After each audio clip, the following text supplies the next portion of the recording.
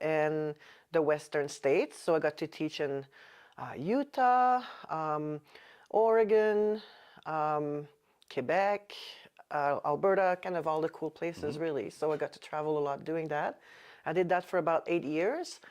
And from there, I moved to Revelstoke, and then I started my own business. I was teaching kids how to ride bikes, and it's super cool because some of those kids are now sponsor athlete, like Stu Dixon, Casey Brown, and it's really cool to go to races and see those kids just shred. So that's been super cool and rewarding. And then from Revelstoke, I moved here. And then here I work for a company called Shred Sisters. It's a women-only coaching company. And then I do a little bit of work for the freewheelers, and we focus mainly on children. Yeah. That's super cool. So lots of terrain and yeah, whole lot of experience with Different things, diversity, different things, and yeah, that's it's really cool to learn how to ride, the desert as opposed to, like slick rock as opposed to dirt or loam, that kind of stuff. It kind of helps becoming a well-rounded rider for sure. Yeah. Yeah, that's and now snow. adding snow to the mix. Yeah. Yeah. Yeah, I'm pretty excited to check out the trails around here. How does it compare, do you think, to your home base now? All the experience that you've gathered. Well, I think if you spend a lot of time here, I think a lot of the people that ended up here are coming from all over. So I feel like I'm not the only one. I feel like there's a lot of really well-rounded people here. It's it's a really good culture here of people from all over that have done different things. So I think I'm just like everybody else. Yeah. A lot of people travel here, there, and end up here in Kimberley. So that's kind of what makes it cool too. Lots of people from different backgrounds. Yeah. And to my understanding, there's quite a big trail network as well. There's a big trail network. I think I don't want to say anything that's not true, but I think we have one of the biggest network in the winter. Volunteer maintained network in the winter. Volunteer maintained. Yes, everything here is volunteer maintained. Nobody gets paid. Even Tom, that we'll meet shortly, purchased his own machine out of pocket. No way. Yeah, and nobody pays him for his time. It's all a labor of love.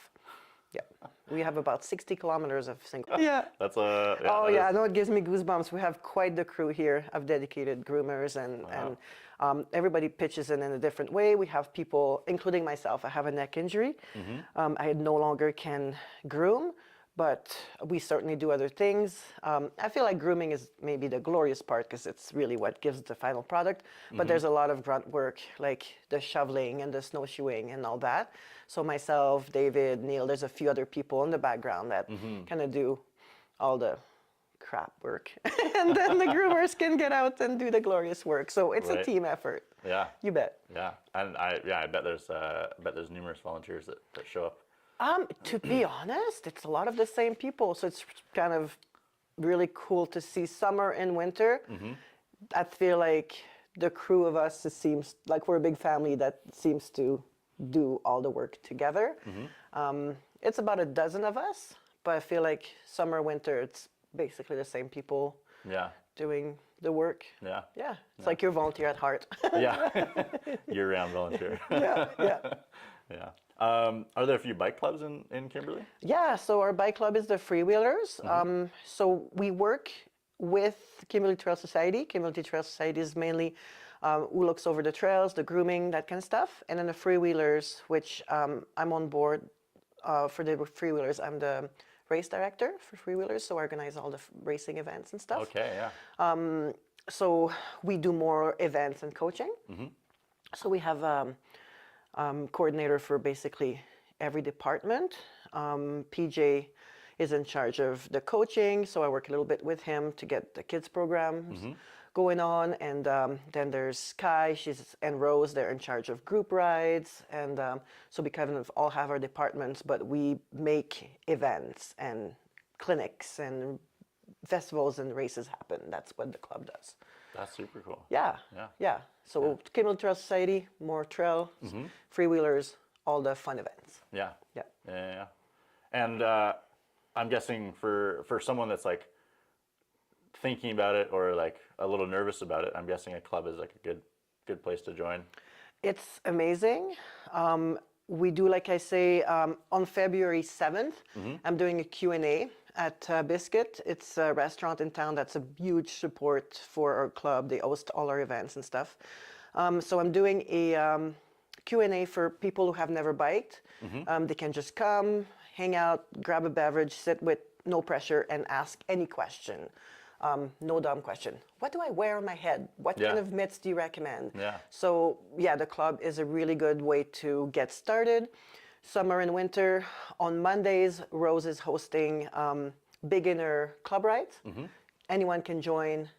If you don't know where to go, you don't know who to go with, on Mondays, Rose is taking care of that at 6 o'clock at night. And at 4:50, it's a bit of a, there's a lot of humor in the names. So some are called the socials, some are called the anti-socials and the crankies and all that stuff. The people who just want to pedal and not talk. And so it's all divided in like whether you want to be there to meet people or just there to really sweat and get it done. So focus in and hone in on your. So that's a really good way to get connected with the people, make friends, and get connected with the trails.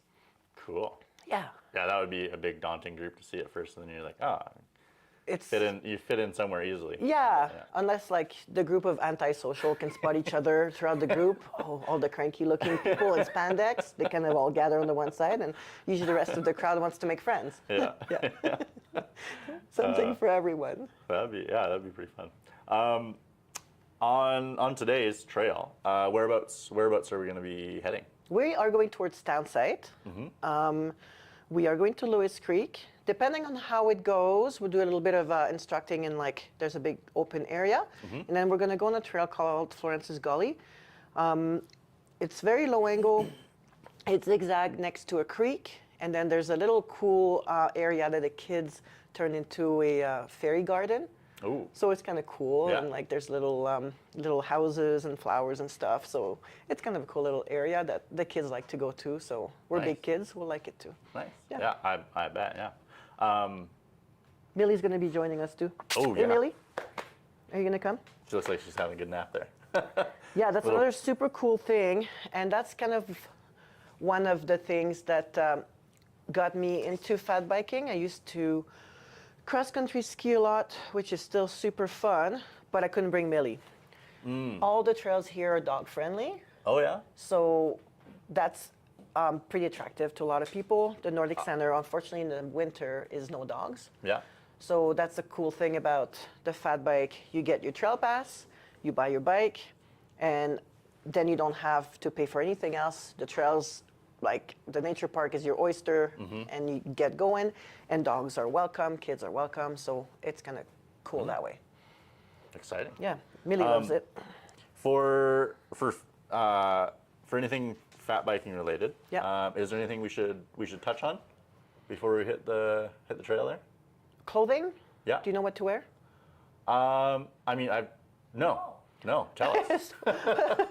So basically what I tell people is a lot of people show up dressed like they're going to go downhill skiing, but it's not quite right because we're going to sweat. It's a workout. Right. Yeah, we're going to sweat today.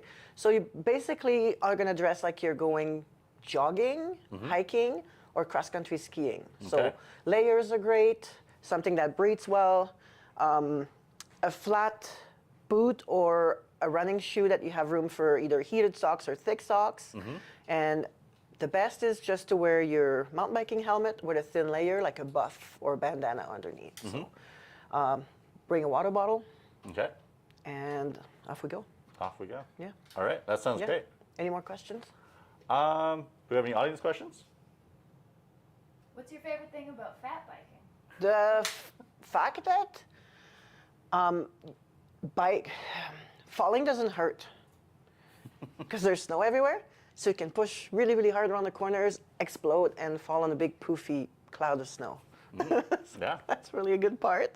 My favorite part about fat biking is that when spring comes around, I'm ready for normal biking. Keeps the legs in shape, the lungs in shape. And another thing I love about fat biking is that I can bring Millie. It's true. Those are excellent things. Yeah, keeping limber in the winter. Yeah, I ride about 6 days a week. I love fat biking. So if there are 8 days in a week, you'd probably ride 7. Yes, I would. Yeah, Probably, okay. or 7.5. 7.5. All right. Yeah, like you, Wow. I agree. Everybody should be on a bike.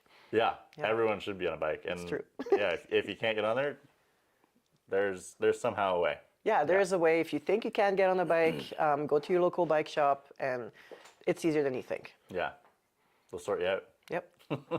Thank you, Black Dog, again. All right. Thanks for joining us for this this morning how-to. Good morning before coffee.